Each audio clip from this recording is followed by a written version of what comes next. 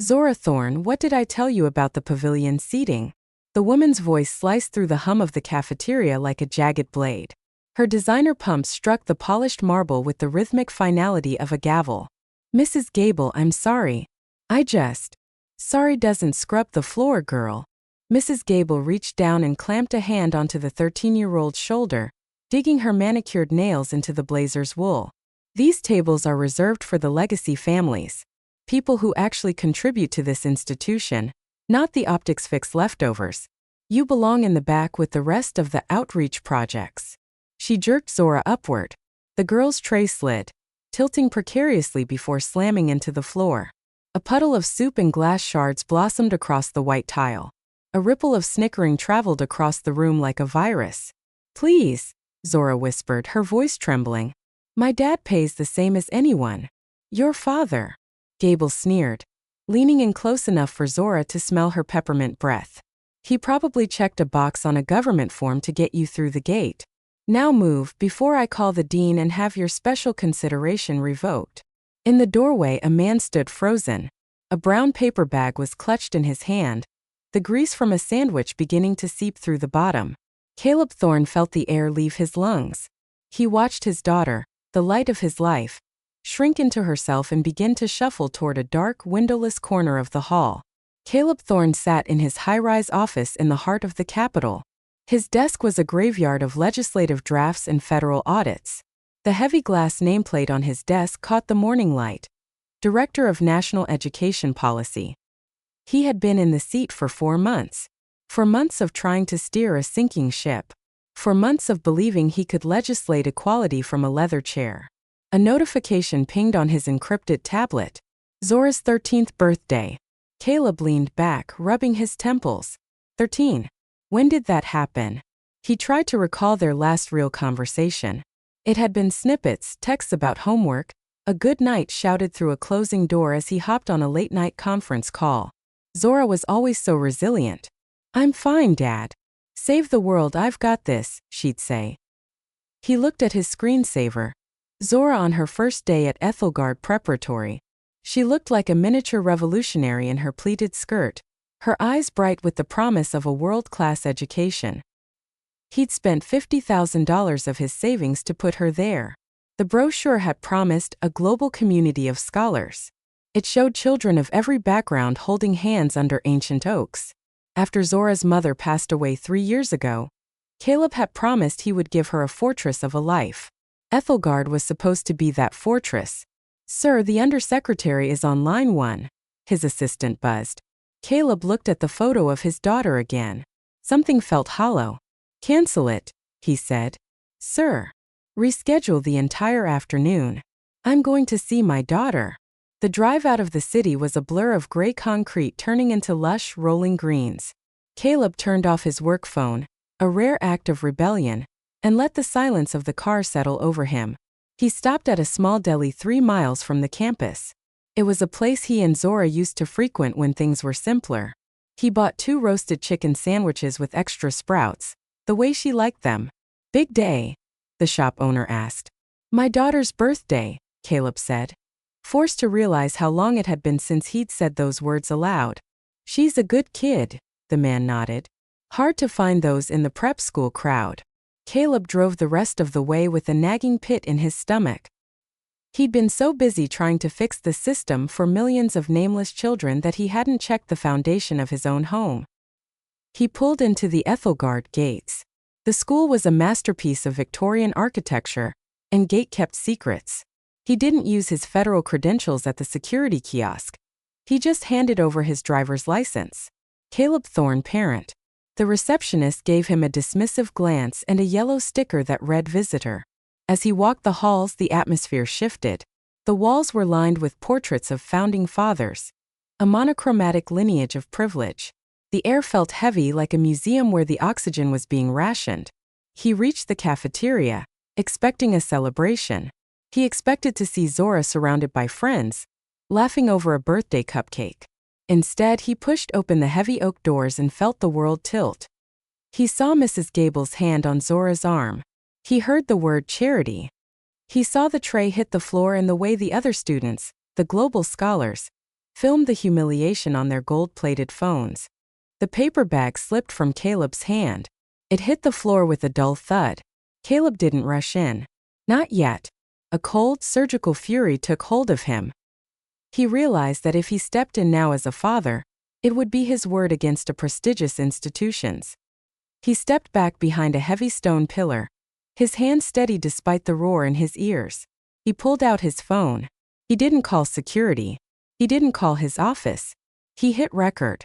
The viewfinder captured it all. Mrs. Gable towering over a kneeling Zora, the mocking laughter of the legacy kids, and the chilling indifference of the other staff members watching from the sidelines. Caleb watched through the screen as his daughter began to pick up the wet pieces of bread from the floor, her tears landing in the mess. This is the school I bought, he thought. This is the equality I've been funding. In the center of the hall sat 40 students, relaxed and laughing under the warm glow of the chandeliers. Not a single face among them wasn't white. They sat on cushioned chairs, their voices a confident hum of summer plans and equestrian camps. Then there was the far corner. It was tucked against the kitchen entrance, bathed in the sickly green hum of flickering fluorescent lights. This was the shadow row. 7 students, black and Latino, sat on hard wooden benches, eating with a desperate mechanical speed, their eyes fixed on their plastic trays. There was no physical barrier, but the air between the two sections felt like a wall of reinforced glass. Caleb's chest tightened until it ached. How did I not know? He was the director of national education policy. He spent his days debating equity in boardrooms, while his own daughter was living in a segregated reality he'd paid for. Zora finished cleaning the floor with napkins, her uniform damp and stained. She moved toward the shadow row, trying to vanish. She didn't make it. A group of girls stood up, blocking her path. At the front was Brittany Gable, the granddaughter of the cafeteria matron. Caleb recognized her from the orientation photos. She was the face of the junior class. Watch where you're going, lottery winner, Brittany sneered, crossing her arms. Sorry, I just need to sit. You need to remember your zip code. Brittany shoved Zora's shoulder. My grandmother runs this hall. She says people like you should eat by the loading dock with the rest of the deliveries. Laughter rippled through the center tables. Dozens of smartphones were raised, capturing the moment. To these children, Zora wasn't a classmate. She was content. Zora kept her head down and slipped past, sitting at the very end of a bench, isolated even from the other outreach students. They kept their distance as if her humiliation were a contagious disease. Caleb's knuckles turned white against the stone pillar. He watched a young Latina teacher walk by. She saw Zora's tear-streaked face, paused for a heartbeat, and then looked away, continuing her conversation with a colleague. Then came an older male teacher, white, gray-haired, distinguished. He had been 10 feet away when Brittany shoved Zora. He hadn't blinked. The system wasn't broken. It was performing exactly as it was designed to. Mrs. Gable re-emerged from the kitchen, surveying her domain like a general. Her gaze swept over the legacy tables with a warm nod before sharpening as it landed on the corner.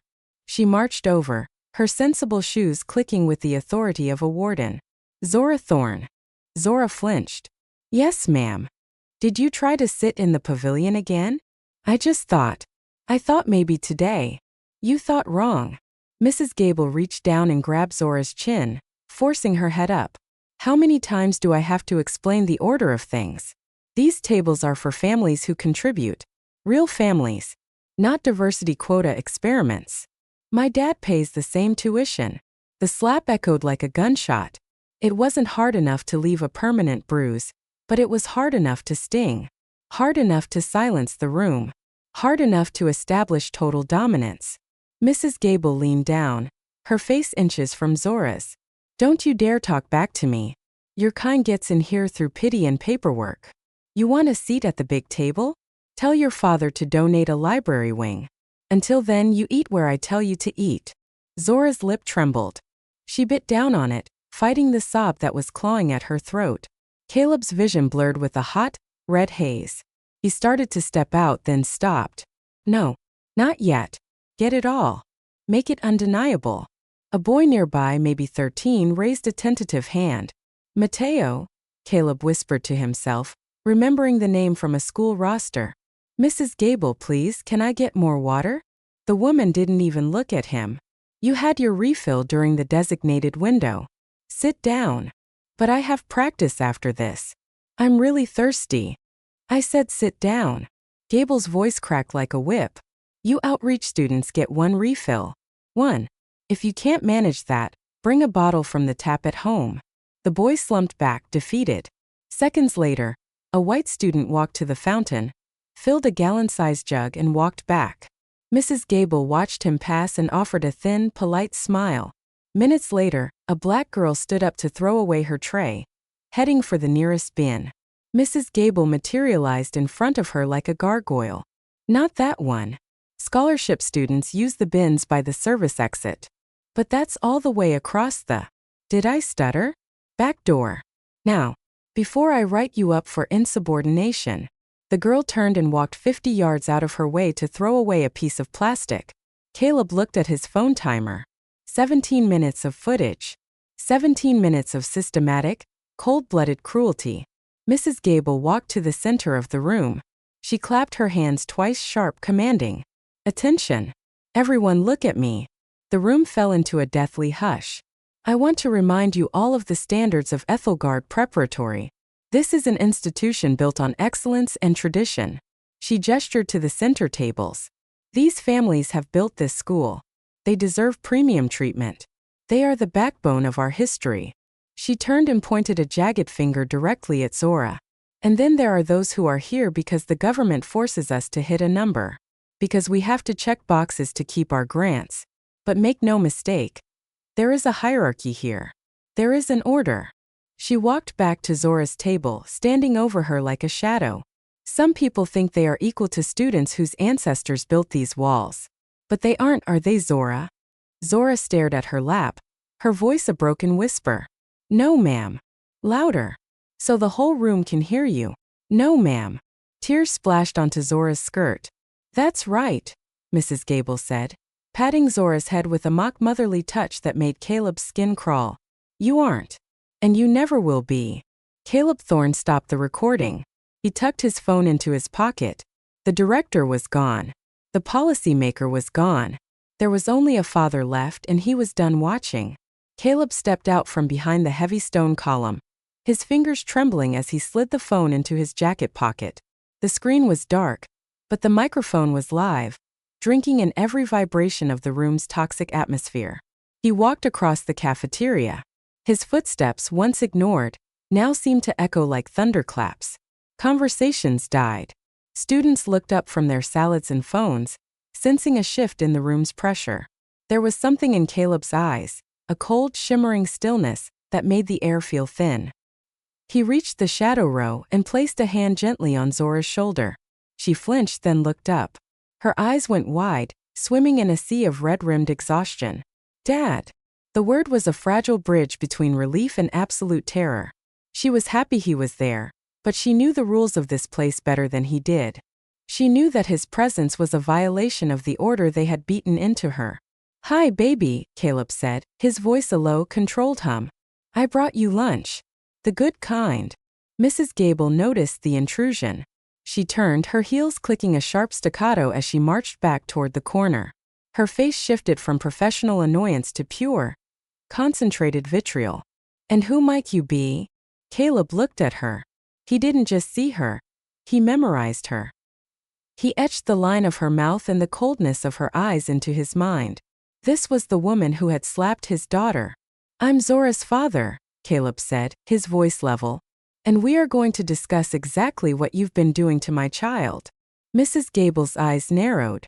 She looked Caleb up and down, noting the lack of a designer logo on his lapel, the functional watch on his wrist, and dismissed him in a heartbeat. Your daughter has been repeatedly violating cafeteria protocols, Gable snapped.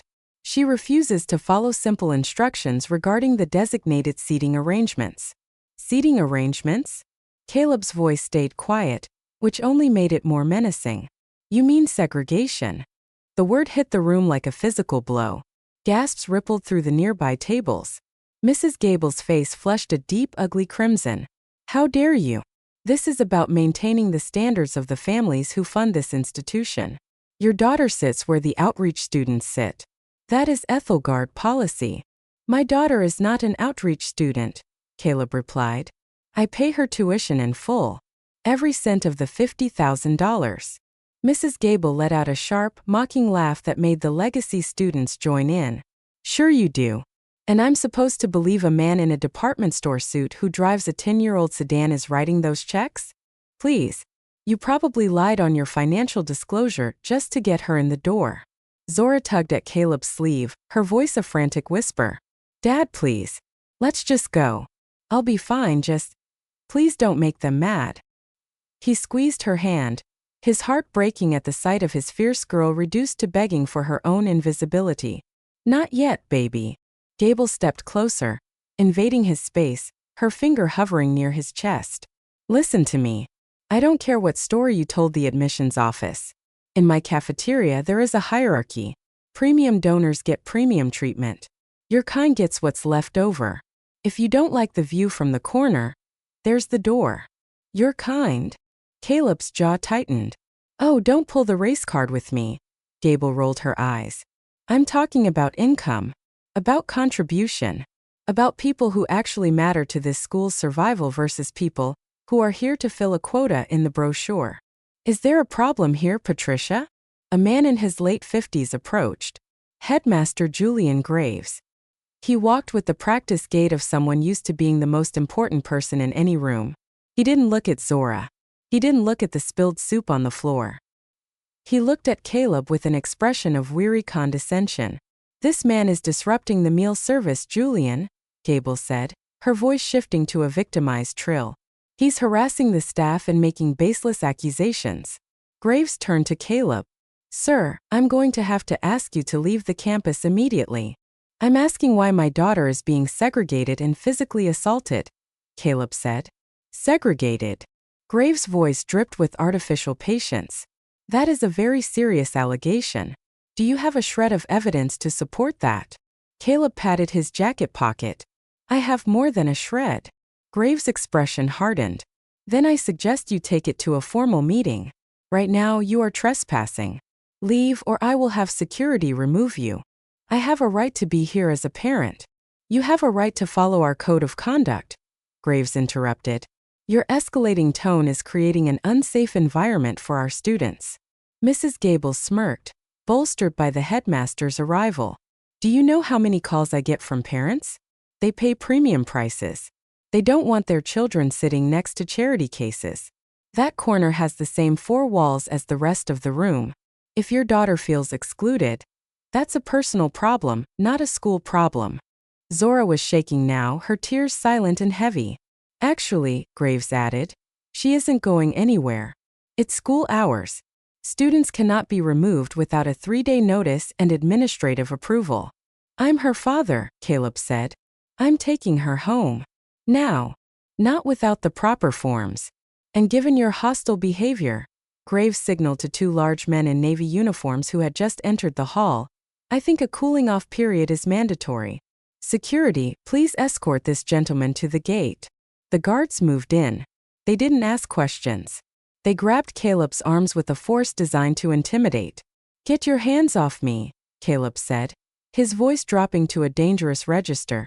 Don't resist, sir, one guard muttered. Don't make this harder than it has to be. Mrs. Gable stood back, crossing her arms with a triumphant smile. You should have known your place. You should have taught your daughter to know hers. But no, you people always think the rules don't apply to you. Say that again, Caleb said, stopping his struggle for a moment. Say you people one more time. Gable's smile widened into a sneer. The people who get in through pity. The ones who don't belong. The ones who drag down our standards just by occupying space. You're all the same. The guards began to pull Caleb backward. The students watched like they were at a theater, some recording the scholarship dad, getting owned for their social media feeds. Mr. Thorne, Graves said, walking alongside the guards, you are now banned from this campus. Any attempt to return will result in criminal trespass charges. Furthermore, we will be reviewing Zora's enrollment status. Her family's inability to respect authority suggests Ethelgard isn't the right fit for her. Dad, no. Zora cried, following them toward the exit. Please don't expel me. I'll do better, I promise. Mrs. Gable called out after them as the heavy oak doors swung open. Maybe you should have thought about that before your father came in here acting like a thug. Actions have consequences, sweetheart. You're about to learn that lesson the hard way. They shoved Caleb through the doors and into the cold afternoon air. The heavy locks clicked shut behind him. Caleb Thorne stood on the gravel path, his breath hitching in the silence. He pulled the phone from his pocket and stopped the recording. 22 minutes. 22 minutes of the headmaster and the staff admitting to everything. 22 minutes of you people and thugs. He didn't go to his car. He sat on a stone bench by the fountain, pulled up his contacts and scrolled past the local numbers. He stopped at a name he hadn't called in months, the Secretary of Civil Rights. Hey Marcus, Caleb said when the line picked up. His voice was no longer shaking. It was ice. I need a federal investigative team at Ethelgard Preparatory. No, not tomorrow. I need them in 60 minutes. And Marcus, bring the press. The heavy oak doors of Ethelgard Preparatory slammed shut, the deadbolt clicking with a finality that felt like a tombstone dropping. Headmaster Graves stood behind the glass, blocking Zora from following her father. Miss Thorne, return to your bench. Now, Graves commanded. We will discuss your behavioral difficulties once the trash has been cleared from the premises. But my dad. Your father is no longer a factor in your education, Graves said, his voice dripping with icy satisfaction. Now, unless you want an immediate expulsion on your record before the bell rings, move. Zora looked through the glass at Caleb, her eyes wide with a terror that broke his heart. He couldn't storm back in, not yet. He needed the law to be the hammer. Zora, look at me. Caleb shouted through the glass. She locked eyes with him. Go back inside. Sit down. Keep your head up. I promise you by the time the sun sets, this school will never be the same. 1 hour, baby. Just give me 1 hour. Graves pulled her away from the door and signaled to the security guards. Caleb was marched to his 10-year-old sedan. You heard the boss, the guard grunted. Don't let the gates hit your bumper on the way out. Caleb sat in the driver's seat, his hand steady. He pulled out his phone. The recording was at 32 minutes. He didn't pull out of the driveway. He pulled up his internal directory. This is Caleb Thorne, Director of National Education Policy. Authorization code. Alpha 79er Delta. Identity verified, Director. How can we help? I am currently at Ethelgard Preparatory Academy. I am declaring an emergency federal civil rights intervention. I have documented evidence of systematic racial segregation, physical assault on a minor, and the assault of a federal official. Assault on a federal official, sir? They put their hands on me to hide the evidence of their crimes. I want a tactical investigative team from the FBI's Civil Rights Division and a DOJ task force on site in 30 minutes.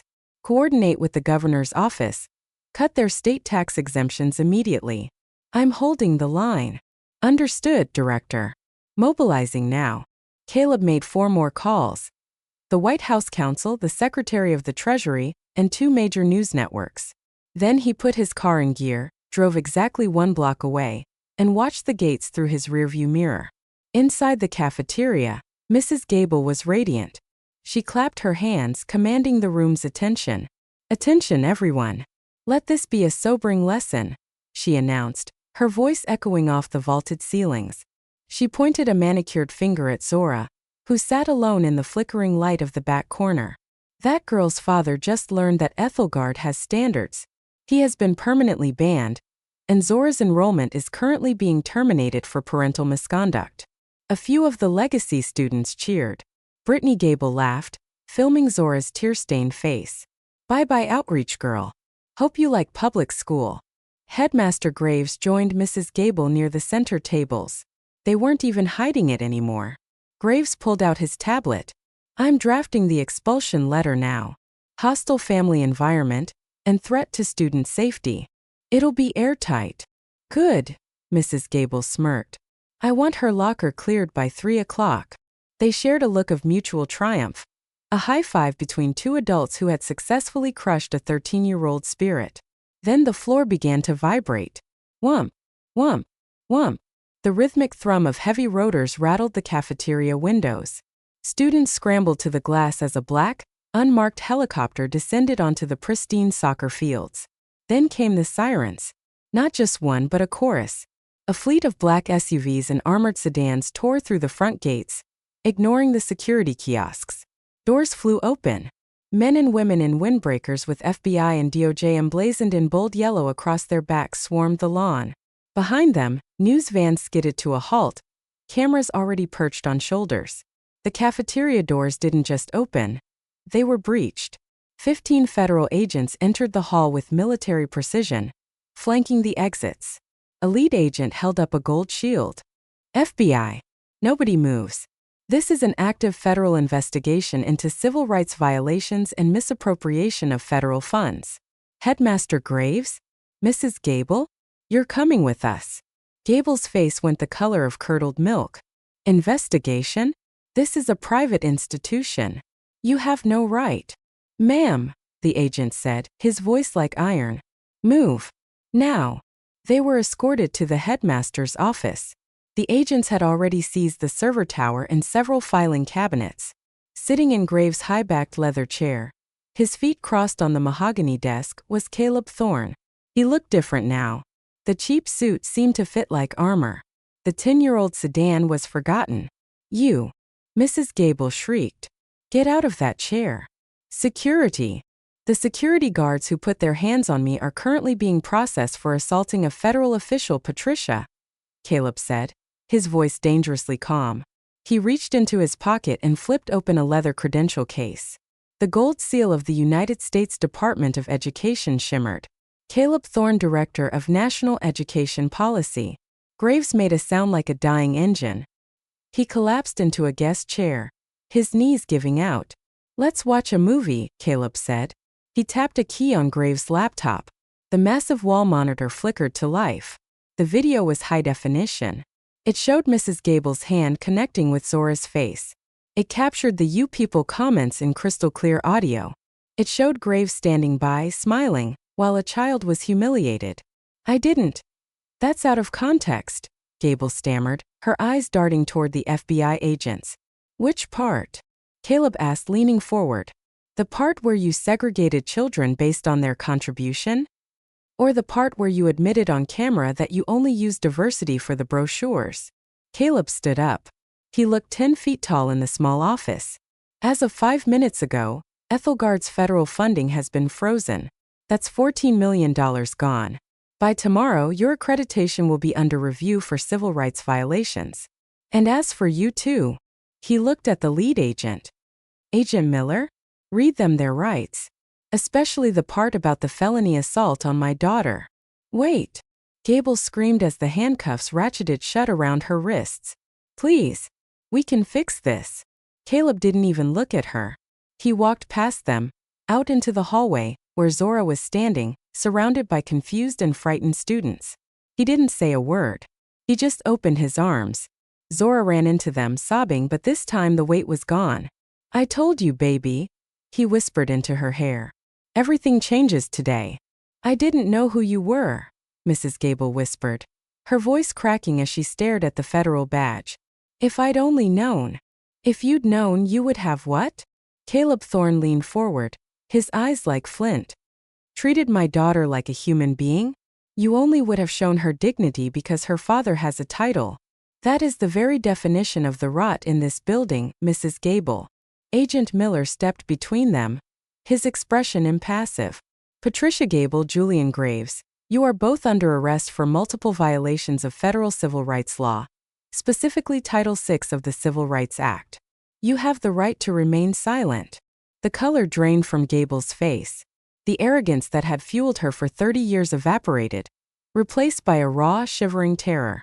Please, she sobbed as the metal clicked around her wrists. Not in front of the children. I have a legacy here. My pension, my reputation. You should have thought about your reputation before you put your hands on a child, Caleb said. The agents didn't grant them the mercy of a side exit. They led the headmaster and the matron through the main hall, past the glass trophies and the oil paintings of founding families. They marched them right past the cafeteria where the students were pressed against the windows, Phones recording the sight of the two most powerful people at Ethelgard being led away in chains.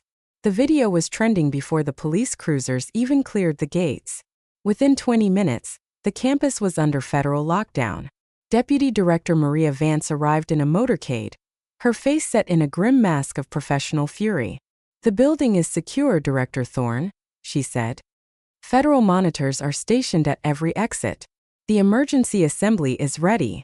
The gymnasium was a cauldron of anxiety. 400 students and 60 staff members sat in a silence so thick it felt heavy. FBI agents stood like statues along the perimeter. Caleb Thorne walked to center court. He didn't need a microphone. The acoustics of the gym carried his voice like a physical weight. "My name is Caleb Thorne. I am the Director of National Education Policy. More importantly, I am Zora Thorne's father. I can't defend this." She wrote down her own crimes. The words came from the second defense attorney to quit the case. The first had lasted only a month. Every day, a new victim stepped out of the woodwork. The Ethelgard fortress wasn't just leaking. It was dissolving into a sea of testimonies. The trial began 6 months later in a federal courthouse swarmed by international media. 17 families had joined as plaintiffs, seeking more than just damages. They were seeking a public autopsy of the system that had bruised their children's souls. Zora Thorne was the first witness. She was 13 now, taller and carrying herself with a quiet strength, though the weight of the past still lingered in her eyes. "Zora," lead prosecutor Sarah Vance asked gently, "tell the jury about your expectations for Ethelgard." Zora described the hope she'd felt, the new uniform, the promise of a world-class education. Then she described the reality. She told them about Mrs. Gable grabbing her arm, the shadow row, and the soup on the floor. "I didn't tell my dad because I thought it was my fault," Zora whispered, her voice amplified by the silent courtroom. "I thought if I was quieter, smaller, more invisible, maybe eventually they'd let me sit with the others." But it only made Mrs. Gable bolder. She wanted us to know that even if we were in the building, we didn't belong in the world. The jury didn't just listen. They wept. Next came Mateo, the boy who had been denied water. He spoke about the humiliation of being forced to wait 90 minutes for a bathroom break, because outreach students had designated times. He spoke about the day he couldn't wait any longer, and how Mrs. Gable made him clean the floor while his classmates filmed him. Finally, Ashley Morrison, a former teacher who had quit years prior, took the stand. "I tried to report it to Headmaster Graves," she testified. "He told me that if I liked my salary, I'd remember who paid it.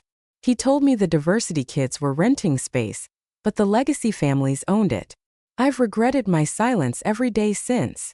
Caleb Thorne testified as an expert witness, his voice clinical yet vibrating with a father's fury.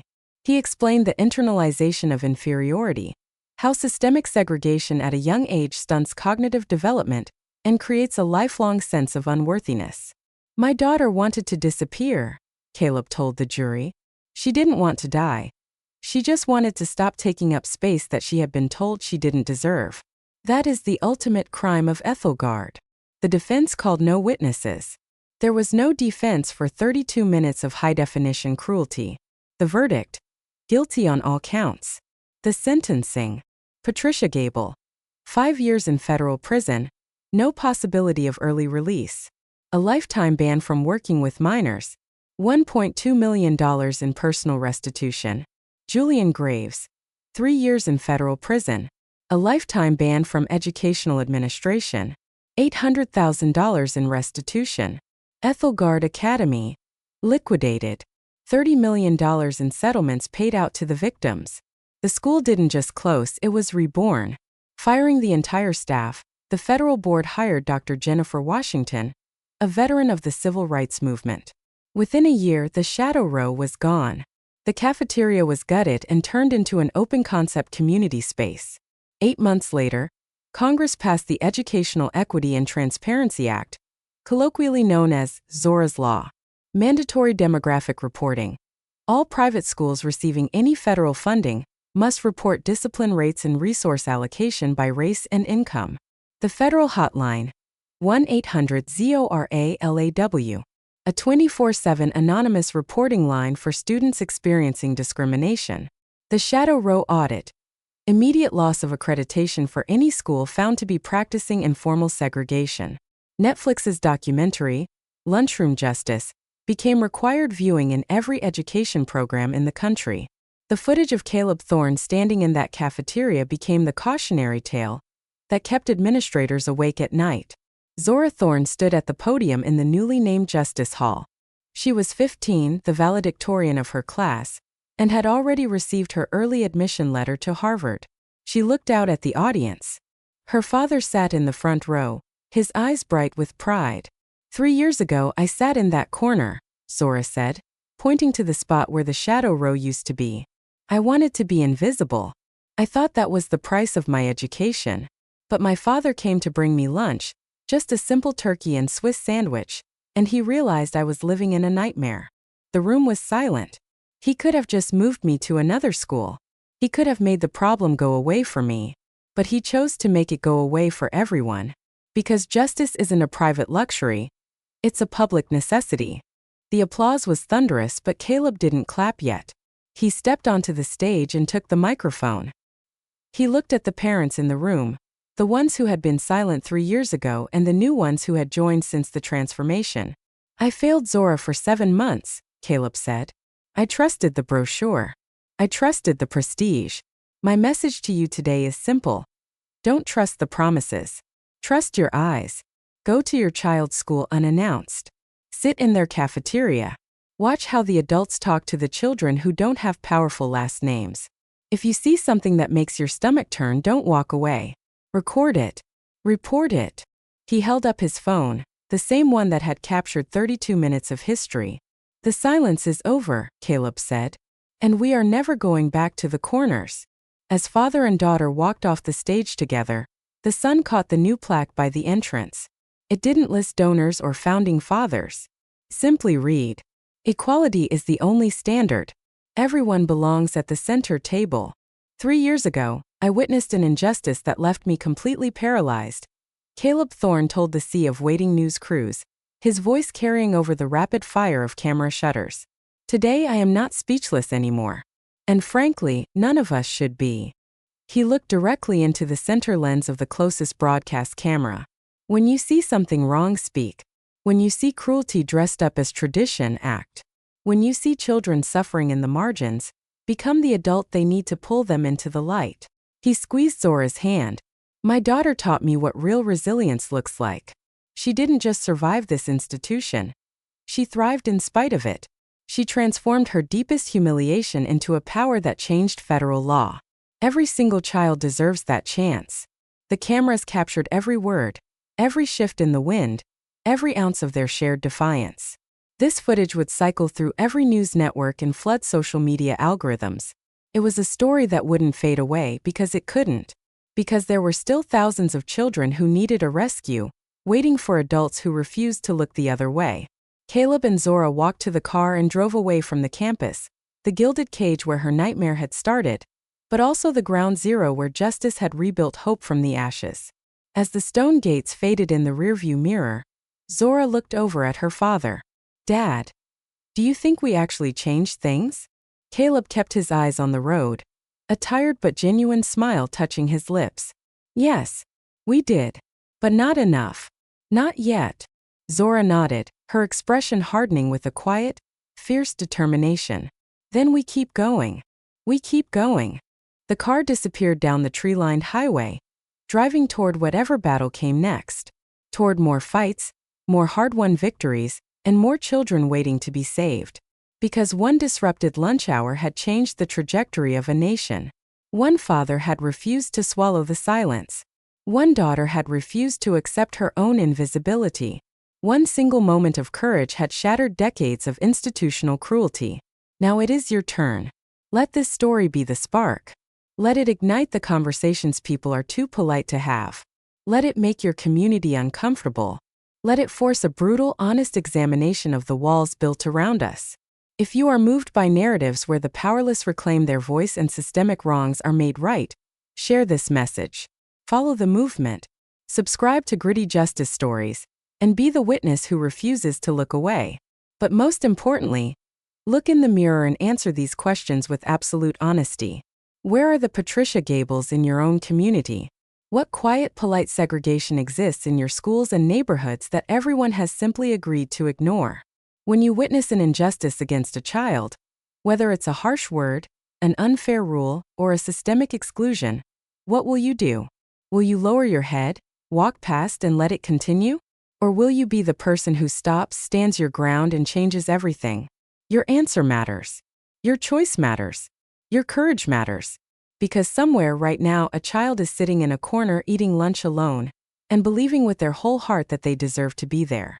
What are you going to do about it?